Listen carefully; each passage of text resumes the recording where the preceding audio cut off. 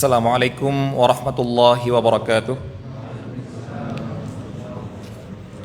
Alhamdulillah, wassalatu wassalamu ala rasulillah wa ala alihi wa sahbihi wa mawalah wa la hawla wa la quwata illa billah. Allahumma arinal haqqa haqqan warzuqna ittiba'ah wa arinal batila batilan warzuqna ijtinabah wa la taj'alhu multabisan alaina fanadil. Allahumma ja'alna mimman yastami'ul qawla fayattabi'u ahsanah fa innaka waliyyu dzalika wal qadiru alaih. Allahumma faqina fid din, Allahumma faqina fid din, Allahumma faqina fid din wa 'allimna at-ta'wil.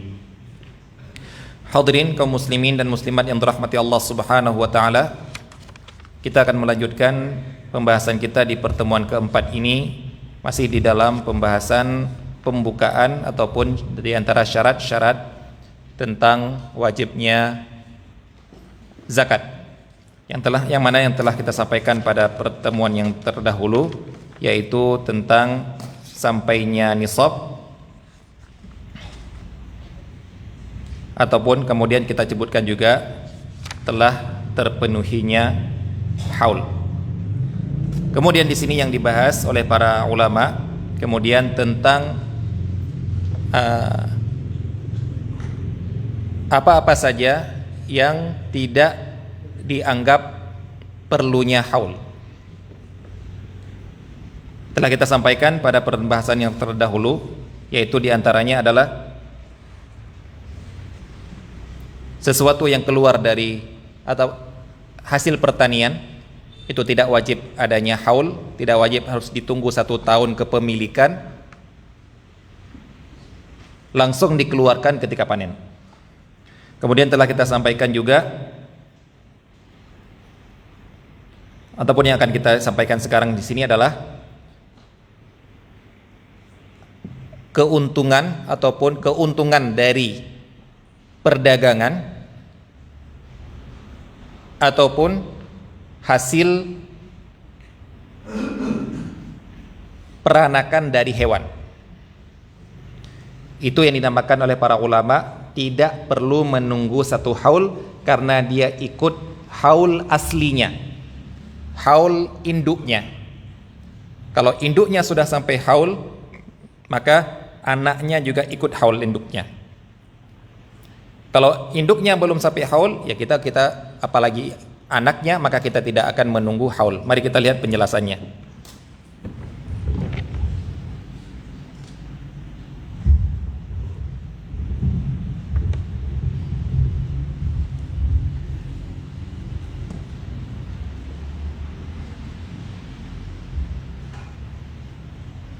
Pertama kita contohkan. Contohnya adalah misalnya uang. Yang mana yang ikut induk, yang mana yang tidak ikut induk. Kita menganggap di sini ini 1 haul, 1 haul.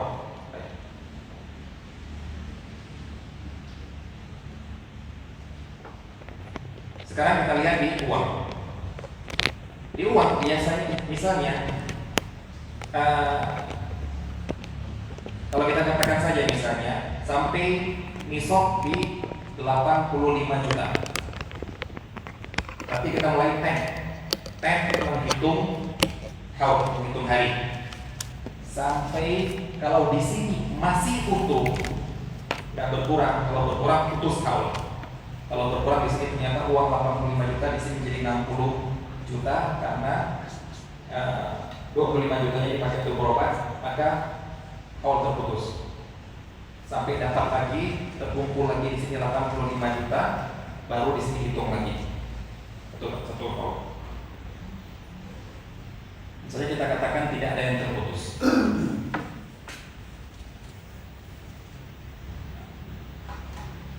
Uang 85 juta di sini, kalau masih 85 juta, baru kita kali 2,5%. Kita keluarkan uangnya. Nah, masalahnya adalah kita di sini dapat uang gaji. Tentu. Dapat uang di sini hadiah. Dapat uang di sini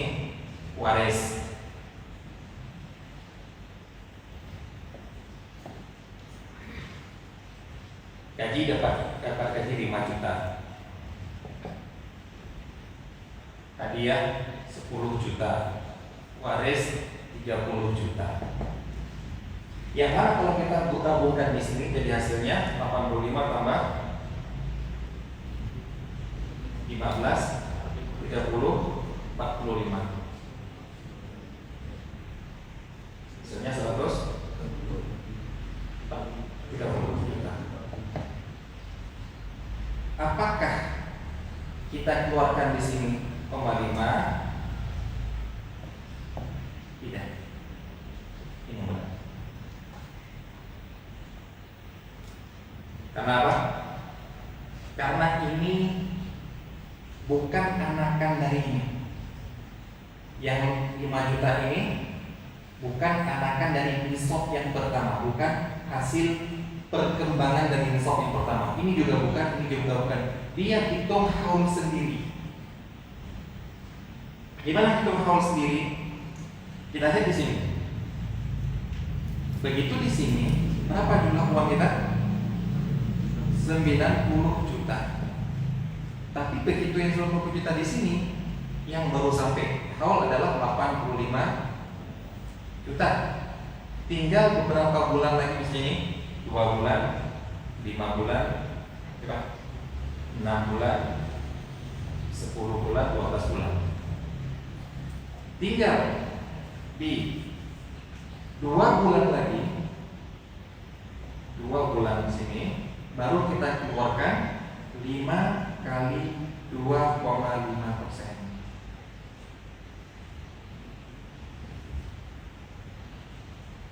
Di sini setelah 6 bulan dari sini, lihat haulnya dia. Ustaz, kan dia belum sampai 1 nisab, Ustaz. Kenapa dihitung haul? Dia kalau nisab bukan sebelumnya. Maka kita angkat di sini dia punya uang 100 juta. Di sini dia total uangnya 100 juta. 100 juta sampai nisab sudah. Cuma nisab untuk 85 sudah dikeluarkan di sini, nisab untuk 5 sudah dikeluarkan di sini, tinggal nisab yang sisanya 10 juta. Begitu seterusnya. Ini jawabannya. Kenapa seperti ini, Ustaz? Karena ini bukan anakan dari nisab. Dia punya hitungan sendiri. Ini kalau sudah sampai nisab. Beda kalau belum sampai nisab. Di sini uangnya 60 juta. Di sini uangnya 5 juta. Uangnya 20 juta. Baru di sini hitung nisab, hitung haul. Mulai. Kenapa? Karena disinilah baru uangnya 85. Jadi lihat uang yang tercapai berapa. Jadi pahami ya, intinya bisa dibedakan dua kasus ini. Baik. Nah sekarang mari kita lihat kalau yang bisa berkembang. Kalau ini nggak bisa berkembang, ya misalnya tambah. Yang bisa berkembang contohnya adalah perdagangan. Makanya dinamakan oleh para ulama, jadi antara yang tidak ikut, di antara yang haulnya ikut induk adalah keuntungan. Apa yang dimaksud keuntungan? Mari kita lihat.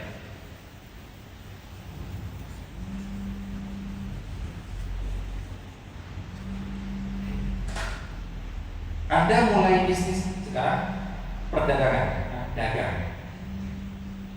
Anda mulai bisnis dengan modal 90 juta misalnya. Sudah sampai haul kan? Sudah. Mulai bisnis 90 juta. Berarti sudah sampai haul. Tinggal hitung tank.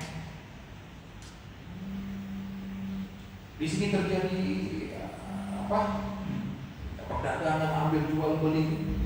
Nah, di sini di akhir haul di sini Anda menghitung total barang yang Anda beli. Ini modal Anda beli, seluruh barang Anda beli. Karena yang dizakati itu bukan properti, bukan mobil, bukan motor untuk angkut barang, bukan etalase, bukan. Barang yang diperjualbelikan. Perhatikan ya. Di akhir di sini ternyata total nilai barang yang Anda miliki ini begitu Anda beli berbentuk barang. Ternyata di akhir bentuknya barang juga. Ternyata total nilai barangnya adalah 100 juta.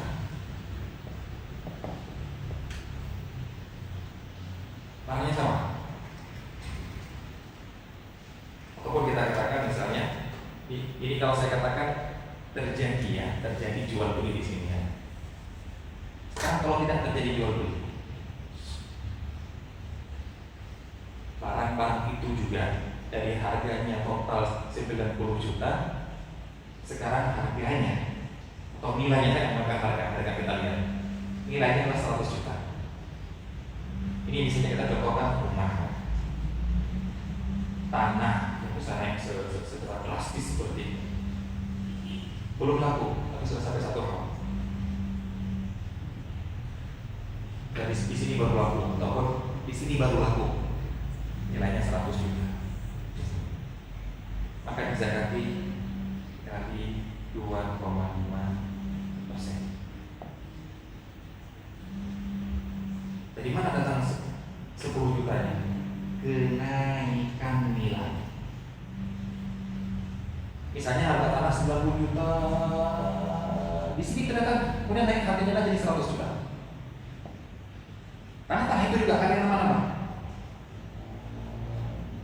Berarti 10 juta itu baru berada di sini. 90 plus 10 juta. 10 juta baru muncul di sini. Kenaikan harga gara-gara nilai, gara-gara ada pembangunan di sampingnya akhirnya naik 10 juta. Namun di sini belum laku juga. Anda tidak bisa berpendapat kayak tadi. Wah, ini kan baru muncul di sini, kita tunggu haul di sini. Tidak. Tapi dia ikut induknya. Kenapa? Karena ini adalah nilai kenaikan barang yang dinamakan nilai keuntungan dari barang tersebut. Kenapa? Dalam perdagangan hari ini akan kita dapatkan dalam dagang ada 3 nilai barang. Yang pertama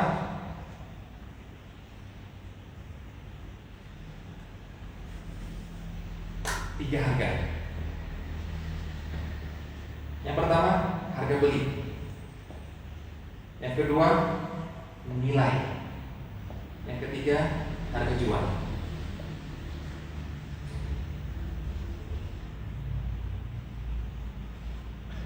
Kita contohkan, Anda beli barang, beli 100, kemudian ada jual. Anda kasih label, tahap kasih label, ataupun Anda kasih label, di label 125. Berarti Anda belinya 100, Anda mau jualnya 125, tapi belum terjual. Sampai akhir kalau belum terjual, label masih ada. Ketika Anda mengeluarkan zakat, pakai harga beli atau pakai harga yang Anda tulis. Anda penjual sepatu, Anda penjual buku, Anda penjual baju, harga pun bisa jelas. Anda mau tanya, label jelas. Kalau Anda hitung semuanya, ada keuntungan 25 juta, 100 juta jadi 25 juta. Label jelas. Ketika Anda mau zakati 100 atau 125?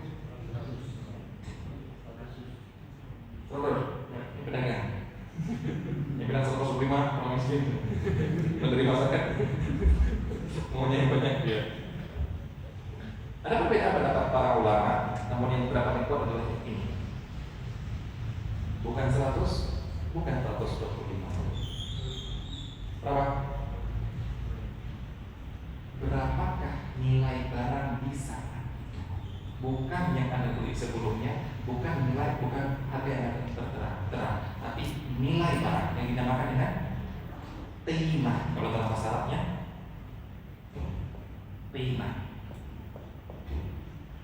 Qiymatun, nilai barang. Nilai barang maksudnya adalah nilai barang ini di pasaran saat ini. Anda belinya 100. Siapa tahu ini di akhir tahun. Siapa tahu di tengah tahun kalau Anda mau beli barang seperti itu lagi, nilainya 120, 110. Kalau Anda mau beli sebagai modal untuk jualan lagi di pabrik itu juga nilainya 110. Itu namanya nilai. Nilai itu lebih cocok kalau Anda sekarang lihat nilai-nilai motor, nilai mobil. Nah, nggak ada lagi harga. Mobil bekas nggak ada lagi harga. Berapa sih nilai mobil ini di pasaran? Itu namanya nilai. Berapa sih harga tanah di sini, harga tanah di sana? Itu nilai. Bukan harga yang Anda kasih. Pak, kok naik, kok tinggi sekali dari harga pasaran? Terserah, saya maunya harga segini. Kalau pasarannya ini Pak 40 ini mau mobil ini seperti ini, tahun sekian ini ya. Memang saya tahu 40, tapi saya jualnya 60, mau kan? Itu namanya dia membuat harga di atas harga. Itulah namanya dari untung. Nah, ternyata harga ini ketika di akhir tahun harganya 110, walaupun dia memberi lebar 125, 110 lah yang dikeluarkan zakat kalau sudah sampai 1 tahun. Jadi di sini perlu perhatikan beli, nilai, jual. Ini pentingnya kita membedakan yang ini adalah Anda pernah lihat di toko-toko tulisannya barang yang memecahkan berarti membeli. Apa pendapat antum tentang pendapat seperti itu? Tulisan seperti itu apa pendapat? Boleh nggak? Memecahkan berarti membeli. Gimana? Boleh? Yang bilang boleh kenapa? Yang bilang nggak boleh kenapa? Kalau cuma bilang boleh atau tidak kan gampang. Boleh nggak memecahkan berarti membeli? Boleh. Karena emang dia membeli. Kalau udah dipecahkan masa nggak di? Salah. Yang benar adalah memecahkan berarti mengganti. Apa bedanya? Sama aja? Enggak sama. Tidak sama. Karena kita ini kan memecahkan tanpa sengaja, beda dengan mencuri. Mencuri karena ada pembuatan kezaliman di situ. Berarti kalau memecahkan berarti mengganti. Bedanya apa, Ustaz? Anda memecahkan parfum di toko ini, ting, pecah. Gimana Anda menyuruh membeli barang yang sudah pecah? Itu gharar. Barang yang nggak ada nilainya Anda suruh beli. Yang benarlah mengganti. Bagaimana mengganti? Bilang, saya beli yang ini. Sampingnya, saya beli yang ini. Beli, ini saya ganti. Sama saja, enggak sama. Di mana enggak samanya? Saya bisa tahu di toko itu ada merek yang sama, enggak beda, persis, lebih murah. Pak, beli Pak. Oh, saya enggak beli, saya ganti ya. Ganti beli Pak? Enggak, saya ganti. Saya keluar toko itu, saya beli ini yang saya pecahkan tadi, saya ganti ya. Nih. Saya enggak mau beli yang ini. Ini udah pecah dan saya tidak sengaja. Itu bedanya. Karena sekarang kalau saya beli yang di sini harga jual, padahal saya harus mengganti barang sejenis, qimah, nilai sebuah benda yang ada di pasaran. Itu pentingnya kita mengetahui qimah. Ini juga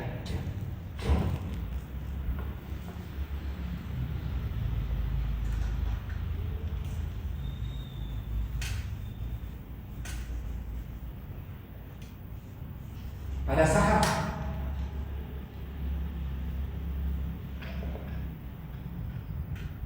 Nilai beli jadi dinamakan dengan harga buku. Yang tertera di saham, penasihat timbal saham. Jadi ada nilai buku. Memang dia tertera berapa. sesaham 100 apa? 1.000 rupiah.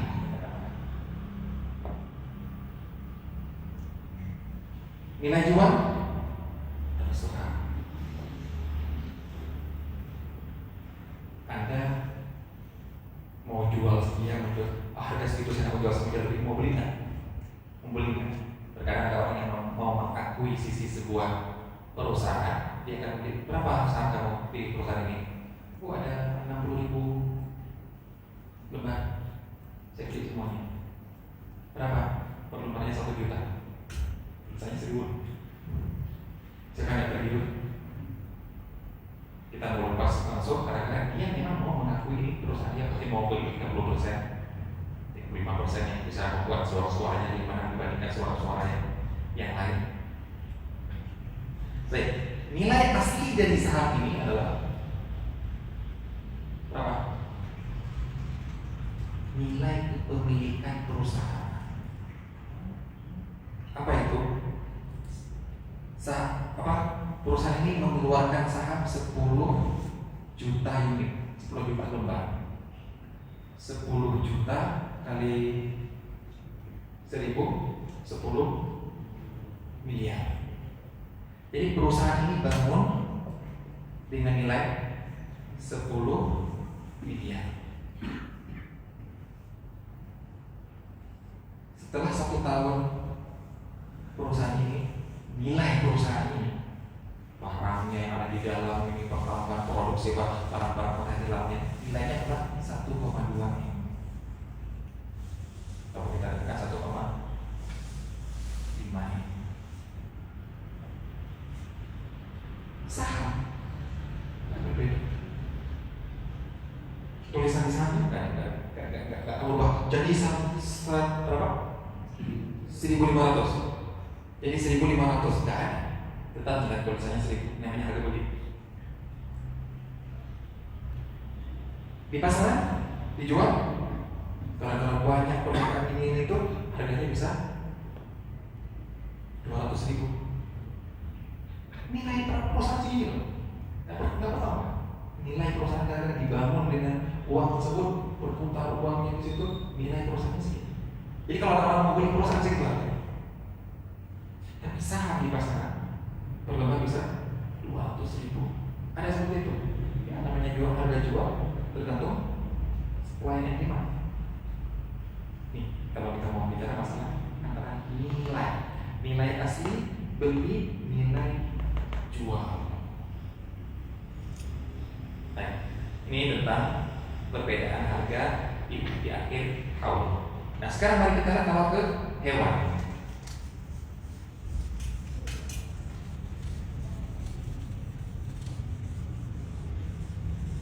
Kita contohkan kambing saja, banyak yang bisa orang memungkinkan ya.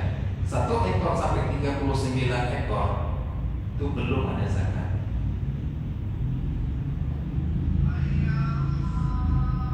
40 sampai 120 1 kambing. 121 sampai 200 2 kambing.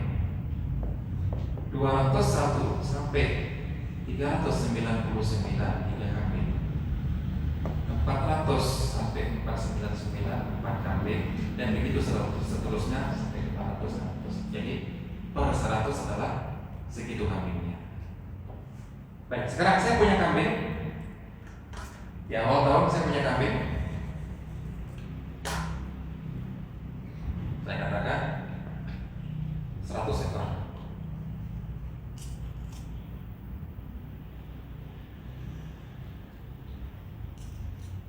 Kemudian di sini beranak setelah 6 bulan atau setelah 8 bulan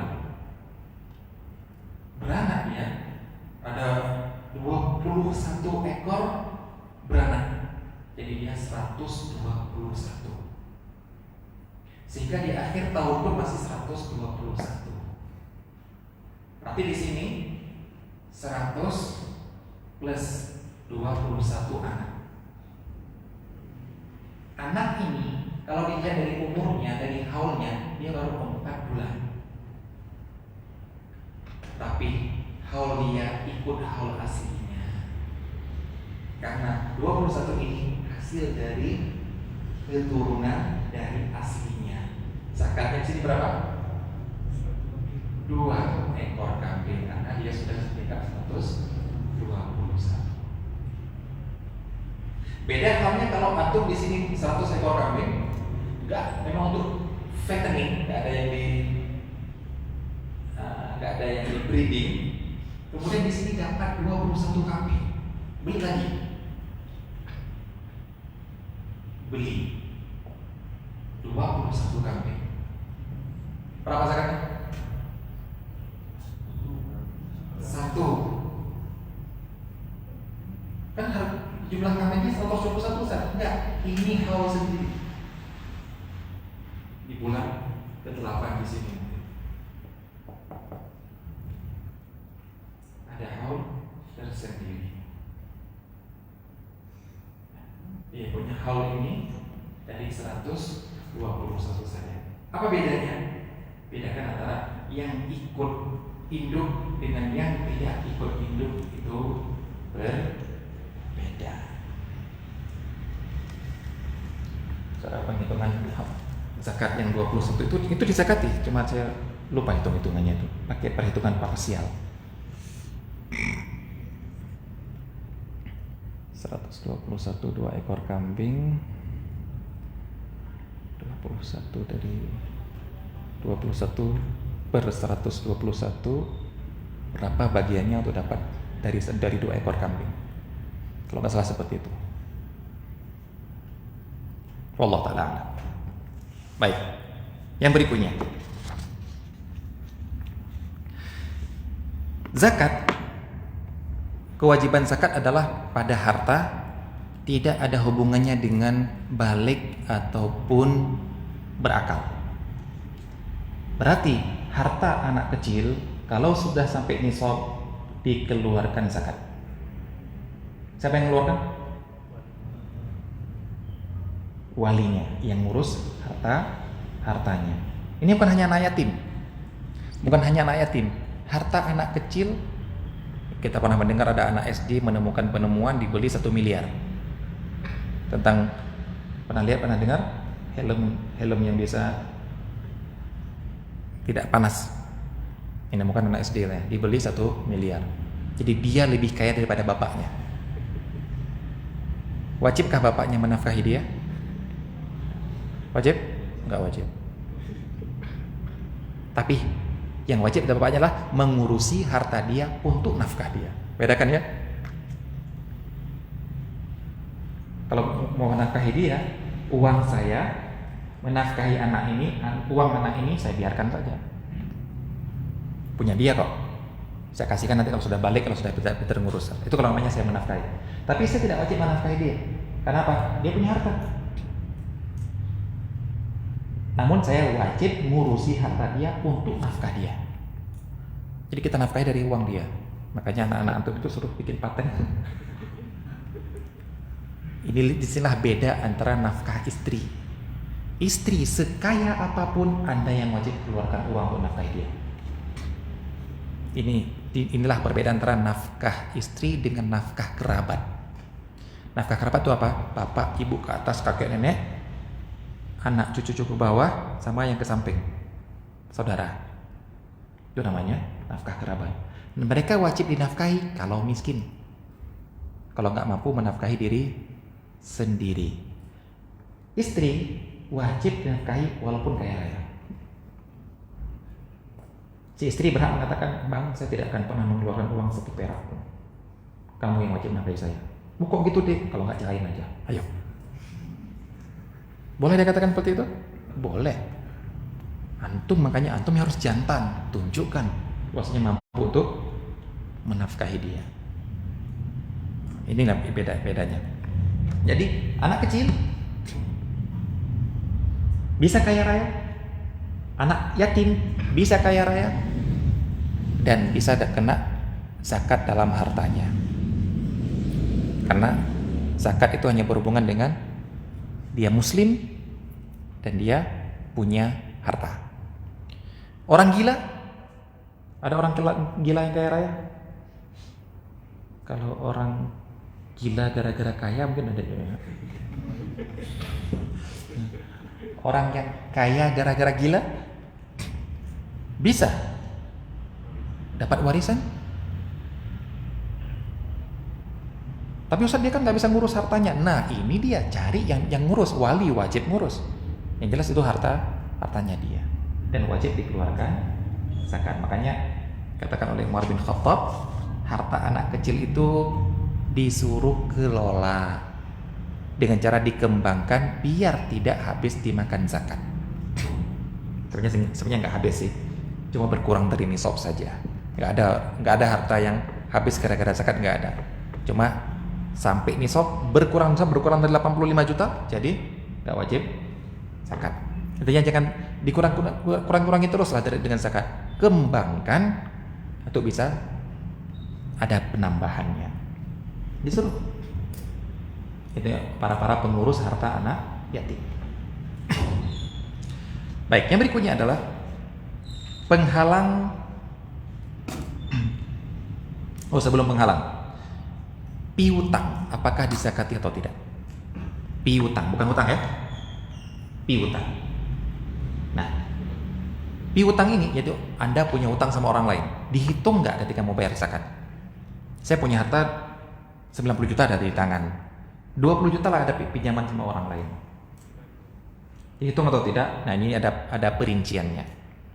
Tergantung dari orang yang berhutang itu orang yang mampu bayar atau orang yang tidak mampu bayar.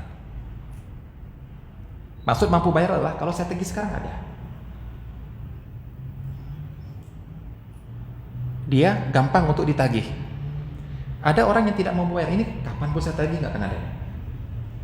Dia pinjam uang untuk pengobatan rumah sakit. Ini kapan pun saya tagih, dah wallahu alam kapan ada itu. Untuk yang gampang orang yang mampu untuk melunasi ini, tapi Anda belum menagih juga, maka yang seperti ini Anda hitung zakatnya. Saya wajib mengeluarkan zakat dari sini. Ini uang saya. Uang saya memungkinkan untuk saya. Maksudnya uang saya apa? Saya mungkin dapat uang di sini. Kalau yang tadi itu nggak mungkin lagi dapat. Kalau dapat itu suatu perlu sujud syukur gitu. Jadi kayak dianggap uang yang hilang gitu. Nah, untuk yang pertama tadi, maka itu adalah wajib dizakati. Maksudnya Anda hitung, keluarkan zakat dari uang yang ada sekarang ini. Baik.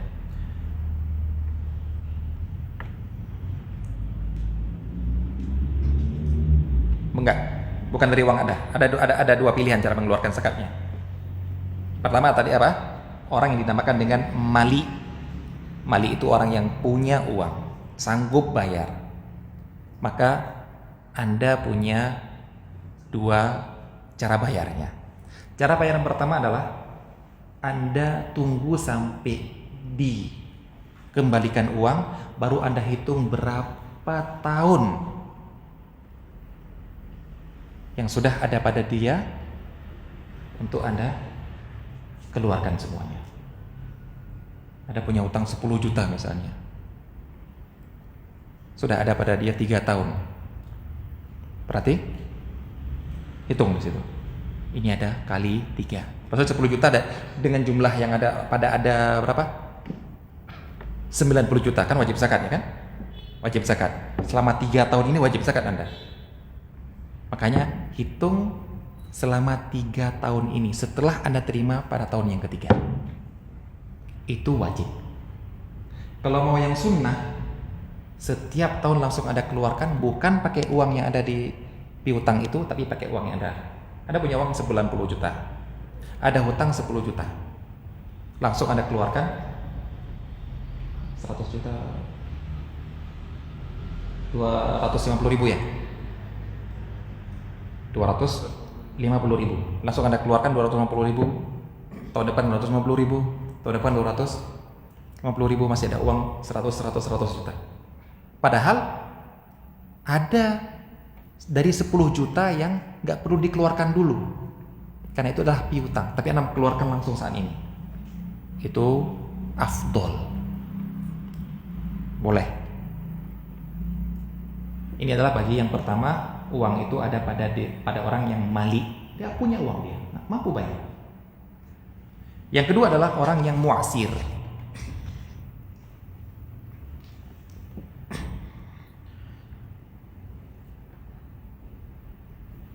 Yang saya bilang tadi, yang nggak mungkin dibayar. Maka yang seperti ini, ketika dapat sujud syukur tadi yang saya bilang, cukup dibayar sekali saja. Berapa nilai zakatnya, bayar sekali saja walaupun sudah ada di tangan dia sampai 10 tahun. Ini dari pendapat yang dikuatkan oleh Syekh Al-Utsaimin, wallahu taala alam. Karena ada yang mengatakan, ada ulama yang mengatakan kena zakat semuanya, langsung bayar ke saat itu, ataupun bayar yang 10 tahun ini yang sulit bayar ini tetap Anda bayarkan 10 tahun. Ada yang mengatakan tidak, cukup 1 tahun saja.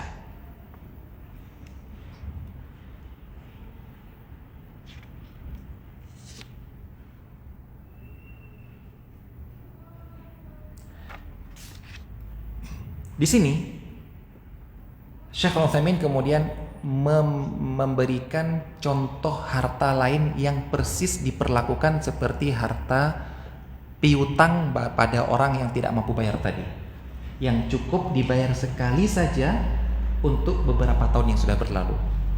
Yang pertama beliau contohkan harta yang dipendam yang terlupa.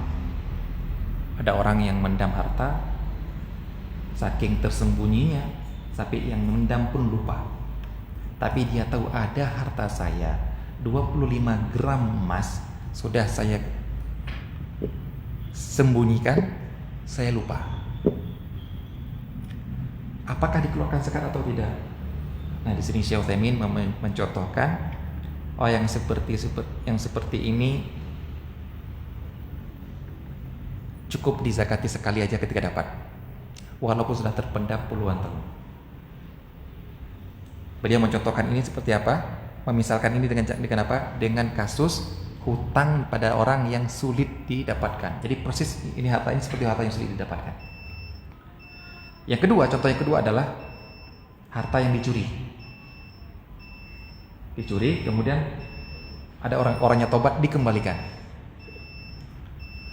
Hutang ini kan? Hutang ini. Cuma Anda dapatkan setelah puluhan tahun dikembalikan. Anda zakati cuma sekali saja, senilai dengan harta tersebut.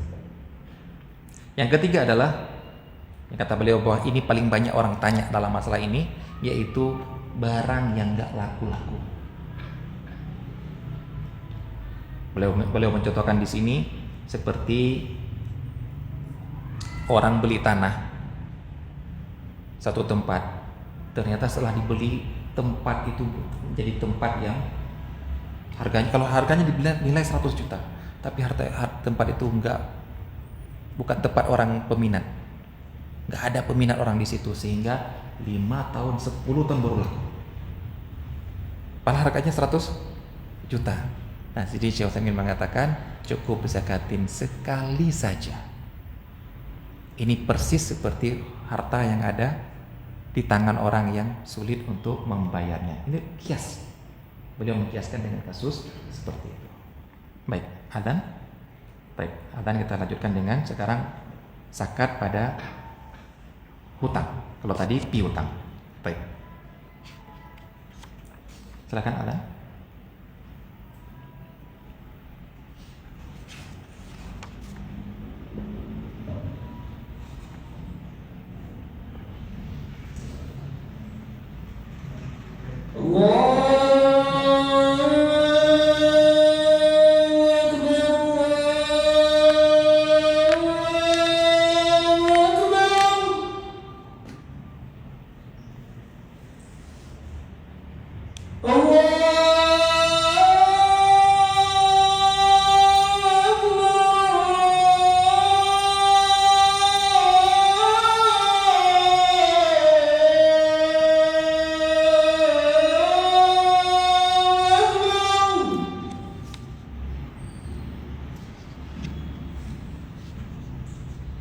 أشهد أن لا إله إلا الله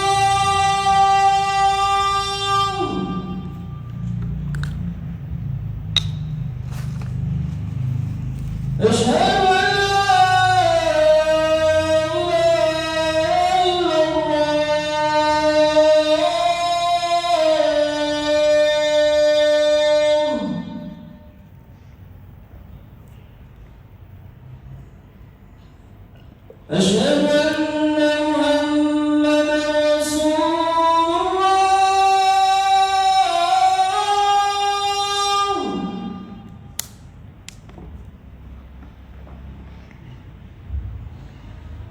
أشهد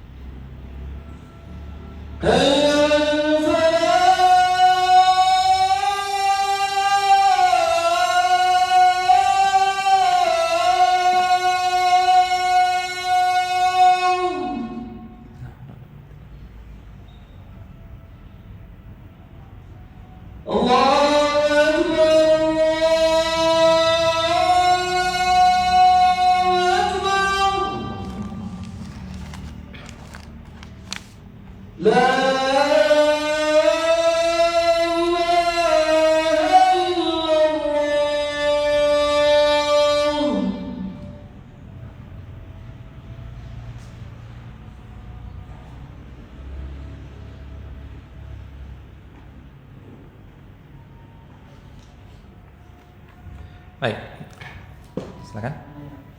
Kan kalau misalnya kalau kita beli rumah, tadi kan poin kemarin yang dibayar tinggal rumah nggak beratu kan cukup dibayar satu kali aja.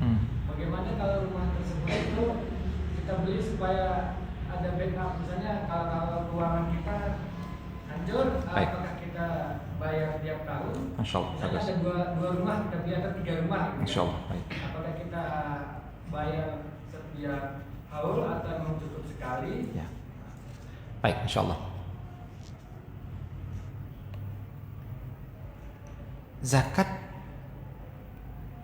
yang wajib itu adalah zakat perdagangan, bukan zakat properti. Jadi tidak ada namanya zakat rumah. Yang ada adalah zakat perdagangan, apapun yang Anda jual. Tidak ada namanya zakat baju. Yang ada adalah zakat perdagangan kalau Anda berdagang baju. Tidak ada namanya zakat motor, kecuali kalau Anda dagangnya motor. Nah, kemudian yang kedua nanti akan kita bicarakan sebenarnya, karena yaitu bedakan antara berdagang sama menjual. Apa bedanya? Saya mau beli motor baru. Motor ini mau saya jual. Saya pedagang atau bukan? Bukan. Saya cuma biar laku motor ini untuk membeli motor lain. Motor lain itu tuh apa? Untuk saya pakai. Beda dengan berdagang. Berdagang itu apa? Benar-benar beli motor, jual, beli, jual. Tujuannya adalah untuk kenaikan apa? Mencari keuntungan dari kenaikan nilai. Nah, sekarang Anda tadi mengatakan beli rumah untuk backup, dagang atau bukan? Bukan kan? Uang simpanan kan? Oh, tidak ada wajib zakat. Baik, kita lanjutkan.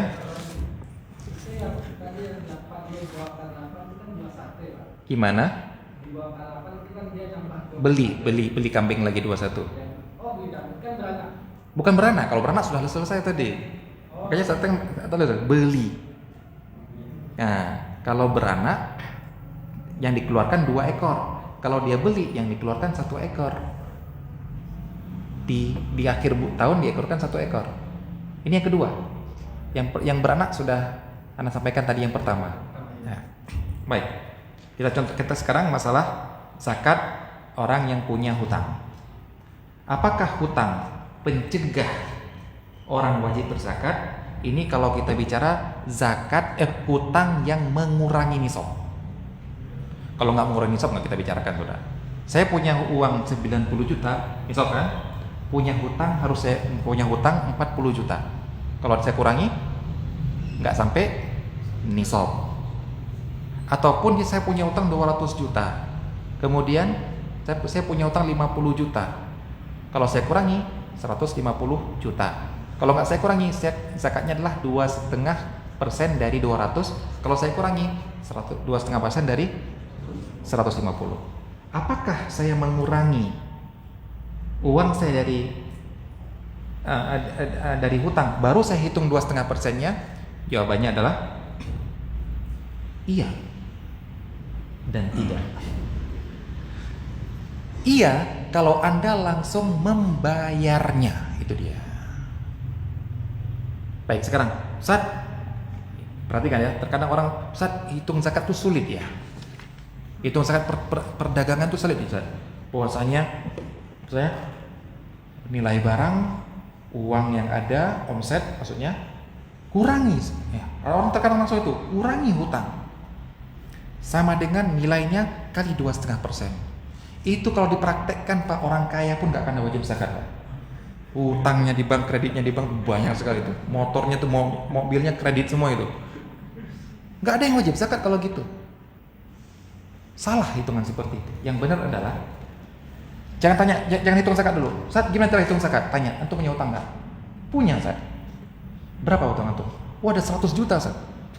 Kapan wajib bayar? Oh, masih 5 tahun lagi. Zakat semuanya itu. Hitung semua nilai barang, zakatin semuanya. Kan hutangnya, Ustaz. Mau bayar nggak sekarang nggak? Enggak, Ustaz. Kalau gitu zakatin semuanya. Perhatikan ya. Jadi kalau Anda yang mengaku punya hutang, Ustaz, saya punya hutang, gimana zakatnya, Ustaz? Bayarkan dulu hutangnya. Oh, belum jatuh tempo, Ustaz. Kalau itu hitung semuanya, zakatin semuanya. Jadi yang benar adalah kalau Anda punya hutang, bayarkan hutang dulu.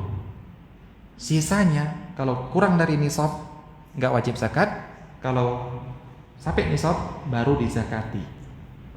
Kalau jawaban Anda belum jatuh tempo, Ustaz, jawabannya berarti belum punya utang. Anda punya uang 100 juta? Punya. Ustaz, kredit motor saya sisanya adalah kredit mobil saya sisanya 40 juta. Kapan lunasnya? 5 tahun lagi, Ustaz. Zakatin 100 juta kali 100 juta uangnya, 100 juta kali 2,5%. Loh, hutang saya nggak dikurangi, Ustaz. Kalau mau kurangi bayar sekarang. Itu yang benar. Itu perkataan Utsman bin Affan dengan mengatakan, wahai kaum muslimin, ini sudah jatuh tempo zakat kalian. Beliau memberikan tempo waktu-waktu zakat. Barang siapa yang punya hutang, bayarkan hutang dulu, baru sisanya dihitung zakat. 2,5% lah kalau kita katakan. Nah, orang sekarang enggak gitu. Ustaz, saya punya uang di bank, Masya Allah 200 juta. Tapi mobil saya ada berapa ini, Ustaz? Kreditnya, nilai kreditnya itu ada 250 juta. Berarti berapa sisa kamu? Kalau dihitung-hitung sisanya cuma 50 juta, Ustaz. Oh, gak wajib zakat. Enak sekali seperti itu. Utang tinggal 15 tahun ya. Utang villa sampai 15 tahun. Gak pernah zakat, gak ada. Wajib zakat. Karena hutang ada yang wajib Anda bayarkan kapan? Tahun ini kan? Bayarkan. Sisanya yang masih 45 juta lagi kan belum wajib. Tahun depannya berarti uang Anda, milik Anda sempurna, itu belum wajib. Bisa dipahami ya? Jadi kalau bilang, apakah mengurangi zakat? Iya, kalau dibayarkan langsung. Apakah mengurangi nisab? Iya, kalau dibayarkan langsung. Apakah tidak mengurangi nisab? Iya, kalau belum wajib dibayarkan. Jadi hutang-hutang yang tertunda ila ajalin musamma. Sampai waktu-waktu yang sudah ditentukan. Nah, ini yang perlu diperhatikan. Baik. Kemudian yang berikutnya di sini, sebenarnya ini adalah nanti pada pembahasan pengeluaran zakat, namun beliau mengisyaratkan di sini, yaitu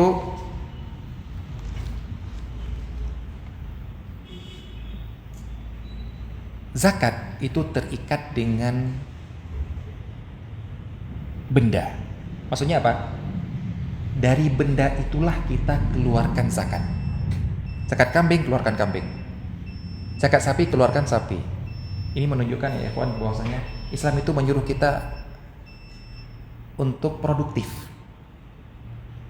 Sapi, kambing, suruh produktif, suruh kembangkan, bukan uang kemudian dimakan habis. Baik, zakat uang keluarkan uang, zakat tumbuhan keluarkan tumbuhan, kecuali satu, yaitu perdagangan. Perdagangan apapun yang Anda dagangkan, Anda keluarkan adalah uang. Kalau zaman dulu dinar dan dirham. Jadi jangan ada penjual kulkas yang dikeluarkan kulkas. Dia punya kulkas 40 25% kan? 2,5% kan? Satu kan? Ya sudah, satu kulkas dikeluarkan, bukan itu. Baik. Nah, adapun nanti dalam pembahasan mengeluarkan zakat, ini kita syaratkan saja dalam masalah mengeluarkan zakat ada di antaranya apakah boleh mengeluarkan zakat dengan cara dalam bentuk lain. Ini biasa banyak ditanyakan. Saya wajib zakat 20 juta nih Ustaz. Wah, saya mau belikan sembako. Ini saya wajib zakat 5 juta nih Ustaz. Saya mau beli kain sarung saja.